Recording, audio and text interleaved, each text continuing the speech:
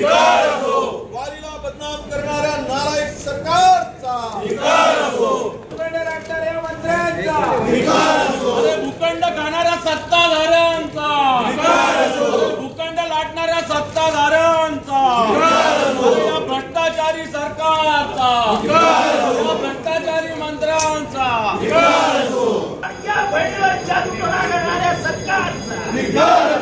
मंत्रोच्चाराने सोयाबीनचा पीक वाढवणाऱ्या सरकारचा